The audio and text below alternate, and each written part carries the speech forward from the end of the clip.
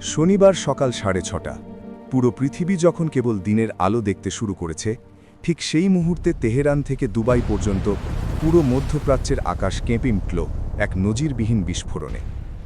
ইরানের পুরো ইন্টারনেট সংযোগ মাত্র 4% নেমে এসেছে, তাদের আকাশ প্রতিরক্ষা ব্যবস্থা পুরোপুরি বিধ্বস্ত, আর রাষ্ট্রীয় গণমাধ্যম নিশ্চিত করেছে যে সর্বোচ্চ নেতা আয়াতুল্লাহ আলী খামেনি আর বেঁচে নেই। কিন্তু এই নিশ্ছিদ্র অন্ধকারের মধ্যেই কি একটি নতুন এবং আরও ভয়াবহ যুদ্ধের জন্ম হচ্ছে, নাকি আমরা ইতিহাসের বৃহত্তম এক রাজনৈতিক ভুল দেখতে যাচ্ছি? আজ আমরা সেই সত্য অনুসন্ধান করব যা সাধারণ খবরের হেডলাইনের নিচে চাপা পড়ে আছে। অপারেশন এপিক ফিউরি কেবল একটি সামরিক অভিযান নয়, এটি বিশ্ব রাজনীতির এমন এক দাবার চাল যা আপনার পকেটের তেলের দাম থেকে শুরু করে আগামী দশকের বৈশ্বিক নিরাপত্তা পর্যন্ত সবকিছু বদলে দিতে পারে। মার্কিন প্রেসিডেন্ট ডোনাল্ড ট্রাম্প একে মেজর কমব্যাট অপারেশন হিসেবে ঘোষণা করেছেন। তিনি সরাসরি ইরানি জনগণকে তাদের সরকার উৎখাতের আহ্বান জানিয়ে বলেছেন, এটি হয়তো প্রজন্মের পর প্রজন্ম ধরে আপনাদের সামনে আসা একমাত্র সুযোগ। কিন্তু প্রশ্ন হল, শুধুমাত্র আকাশ থেকে বোমা ফেলে কিংবা শীর্ষ নেতৃত্বকে হত্যা করে কি একটি দেশের অর্ধ শতাব্দীর সুসংহত শাসন ব্যবস্থাকে পঙ্গু করে দেওয়া সম্ভব? আমেরিকার এই রেজিম চেঞ্জ বা সরকার পরিবর্তনের ছক কি সত্যিই সফল হবে, নাকি এটি আমাদের একটি অন্তহীন রক্তক্ষয়ী যুদ্ধের দিকে ঠেলে দিচ্ছে? একজন কর্পোরেট প্রফেশনাল বা সচেতন শিক্ষার্থী হিসেবে আপনার জানা প্রয়োজন যে এই সংঘাতের প্রভাব কেবল মধ্যপ্রাচ্যের মানচিত্রেই সীমাবদ্ধ নয়। যখন ব্রেন্ট ক্রুড অয়েলের দাম এক রাতে ব্যারেল প্রতি $10 থেকে $20 বেড়ে যায়, তখন তার কম্পন বাংলাদেশের বাজার পর্যন্ত পৌঁছাতে সময় লাগে না। ইসরায়েলি প্রধানমন্ত্রী বেনিয়ামিন নেতানিয়াহু একে একটি ঐতিহাসিক বিজয় হিসেবে বর্ণনা করেছেন। তিনি দাবি করেছেন যে ইসরায়েল দুটি প্রধান অস্তিত্ব রক্ষার হুমকি দূর করেছে, একটি হল পারমাণবিক বোমার ভয় এবং অন্যটি হল 20,000 ব্যালিস্টিক মিসাইলের হুমকি। সামরিক পরিভাষায় একে বলা হয় ডিক্যাপিটেশন স্ট্র্যাটেজি বা শিরোচ্ছেদ কৌশল। শীর্ষ নেতৃত্বকে সরিয়ে দিতে পারলেই পুরো ব্যবস্থাটি তাসের ঘরের মতো ভেঙে পড়বে বলে তাদের ধারণা। কিন্তু ইতিহাস আমাদের অন্য কিছু শেখায়। 190টিরও বেশি লক্ষ্যবস্তুতে প্রায় 900টি বিমান হামলা চালানোর পরেও ইরানের মূল শক্তি কি সত্যিই শেষ হয়ে গেছে? মার্কিন জয়েন্ট চিফস অফ স্টাফের চেয়ারম্যান ড্যান কেইন আগেই সতর্ক করেছিলেন যে ইরানের বিরুদ্ধে সামরিক অভিযান আমেরিকার জন্য বিশাল খরচ এবং ঝুঁকির কারণ হতে পারে। আর সেই ঝুঁকির প্রথম প্রতিফলন আমরা দেখতে পেলাম কুয়েতে, যেখানে ভুলবশত নিজেদের প্রতিরক্ষা ব্যবস্থার গুলিতে 3টি মার্কিন F-15 বিমান বিধ্বস্ত হয়েছে। এই যুদ্ধের সবচেয়ে ভয়ঙ্কর এবং আধুনিক দিকটি হল সাইবার যুদ্ধ। ইসরায়েল ইরানের উপর ইতিহাসের বৃহত্তম সাইবার হামলা চালিয়েছে, যার ফলে ইরানের ব্যাংকিং ব্যবস্থা, বিদ্যুৎ সরবরাহ এবং এমনকি সামরিক যোগাযোগও বিচ্ছিন্ন হয়ে পড়ে। IRGC বা রেভলিউশনারি গার্ডের যোগাযোগ ব্যবস্থা পঙ্গু করে দেওয়ার মূল লক্ষ্য ছিল তাদের ড্রোন এবং মিসাইল উৎক্ষেপণ ক্ষমতা নষ্ট করে দেওয়া।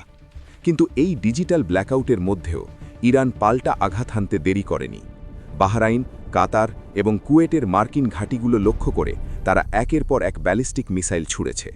এমনকি ইসরায়েলের গর্বিত আয়রন ডোম প্রতিরক্ষা ব্যবস্থাকে ফাঁকি দিয়ে কিছু মিসাইল সরাসরি আঘাত হেনেছে জনবসতিপূর্ণ এলাকায়। সামরিক বিশেষজ্ঞরা এই মিসাইলগুলোকে বলছেন স্কুইটার্স, যা কোনো না কোনোভাবে প্রতিরক্ষা বলয় ভেদ করে লক্ষ্যবস্তুতে পৌঁছে যায়। এখন প্রশ্ন হচ্ছে, এরপর কি?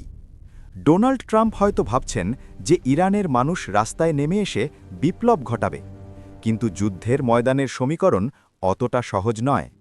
দক্ষিণ ইরানের মিনাব কাউন্টিতে একটি মেয়েদের প্রাথমিক বিদ্যালয়ে হামলায় যখন 108 জন শিক্ষার্থীর মৃত্যু হয়, তখন সাধারণ মানুষের ক্ষোভ কেবল সরকারের বিরুদ্ধে নয়, বরং আক্রমণকারীদের বিরুদ্ধেও সোচ্চার হয়ে ওঠে।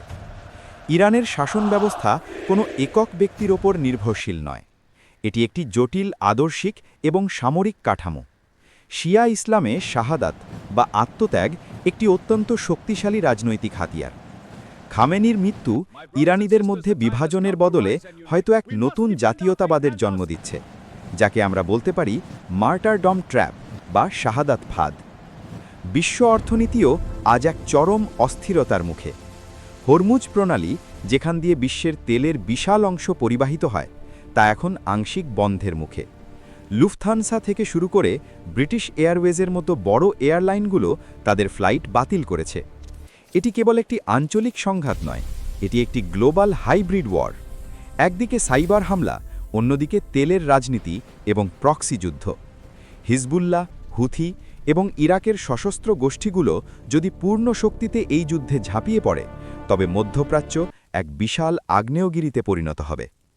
বাংলাদেশের প্রেক্ষাপট থেকে দেখলে এই সংঘাত আমাদের জ্বালানি নিরাপত্তা এবং রেমিটান্স প্রবাহের ওপর সরাসরি প্রভাব ফেলবে। মধ্যপ্রাচ্যে অবস্থানরত লক্ষ লক্ষ প্রবাসী শ্রমিকের নিরাপত্তা এখন বড় প্রশ্নের মুখে। এই সংকটময় সময়ে তথ্যই হল আপনার সবচেয়ে বড় শক্তি। আপনাকে বুঝতে হবে যে কেন শান্তি আলোচনা ভেস্তে গেল এবং কেন কূটনৈতিক সমাধানের পথ এখন আগের চেয়ে অনেক বেশি দূরে। জাতিসংঘ এই হামলাকে আন্তর্জাতিক আইনের লঙ্ঘন বলে বর্ণনা করলেও ভেটো ক্ষমতার রাজনীতির কাছে আন্তর্জাতিক আইন আজ কতটা অসহায় তা আমরা আবারও দেখতে পাচ্ছি। পরিশেষে আমাদের মনে রাখতে হবে, যুদ্ধ শুরু করা সহজ, কিন্তু শেষ করা কঠিন। আমেরিকা হয়তো মধ্যপ্রাচ্যের অন্তহীন যুদ্ধ থেকে বের হতে চেয়েছিল, কিন্তু অপারেশন এপিক ফিউরি তাদের আবার সেই চোরাবালিতে টেনে নিয়ে গেছে। ইরানের শাসন ব্যবস্থা কি সত্যিই ভেঙে পড়বে, নাকি তারা আরও শক্তিশালী হয়ে ফিরে আসবে, তা সময়ই বলবে। তবে একটি বিষয় নিশ্চিত, পৃথিবী আর আগের মতো থাকবে না। এই পরিবর্তনশীল বিশ্ব রাজনীতিতে নিজেকে আপ টু ডেট রাখতে হলে আমাদের কেবল সংবাদের শিরোনাম দেখলে চলবে না, দেখতে হবে তার পেছনের গভীর ভূ রাজনীতি। এই ঐতিহাসিক মুহূর্তের সাক্ষী হিসেবে আপনি কি মনে করেন যে সামরিক শক্তি কি সত্যিই কোনো আদর্শকে পরাজিত করতে পারে? আপনার মতামত আমাদের জানান এবং এই জটিল বিশ্বের আরও গভীর বিশ্লেষণ পেতে আমাদের সাথেই থাকুন। আজকের মতো এখানেই শেষ করছি। সচেতন থাকুন, সুরক্ষিত থাকুন।